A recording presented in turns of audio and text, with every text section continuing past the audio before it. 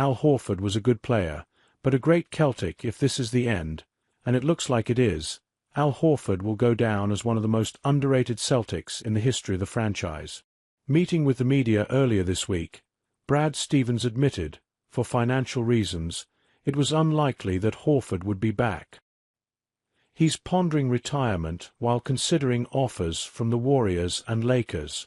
In a Celtics franchise whose history boasts some of the best players in the history of basketball, Horford was a good player. He was never a superstar or the face of the franchise. He averaged 11.2 points per game over his 7 seasons in Boston, and never more than 14.0 per game. Only one of his 5 All-Star selections came with Boston. But he impacted the Celtics nonetheless. In 2016, when he signed with Boston, which has historically struggled to land free agents, he gave the Celtics valuable credibility. It was the first piece of the building process that turned the franchise back into a perennial contender.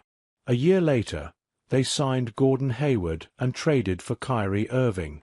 Because of Hayward's injury and Irving's immaturity, those two didn't become the franchise-leading stars the Celtics had hoped they'd be. Still, the team continued to rise, and Horford was a big reason why. Horford emerged as a mentor and steadying presence for Jaylen Brown and Jason Tatum, who did evolve into the superstar tentpoles for last year's championship. Horford's professionalism, sacrifice and work ethic will be reflected in his younger teammates. Long after he hangs up his high tops, another guy that if he were to go and play somewhere else, I think AL's an all-time Celtic and a winner, and did everything he could for this organization, Brad Stevens said.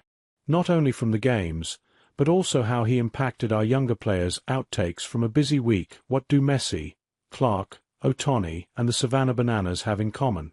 At first glance, this should be a slow time on the sports calendar. Patriots camp is still few weeks off and baseball is in its pre-trade deadline, pre-pennant race stretch, but in Massachusetts, which has had a disappointing year for the local pro teams, July 2025 is showcasing visitors ranging from zany to iconic. Lionel Messi, New England Revolution coach Caleb Porter called the Inter Miami star the best player of all time. Messi versus Pelé is a terrific debate that will keep happening for years to come. But whether Messi is number 1 or number 2, he's still a legend who was at Gillette Stadium on Wednesday and drew a huge crowd to Foxborough to see him.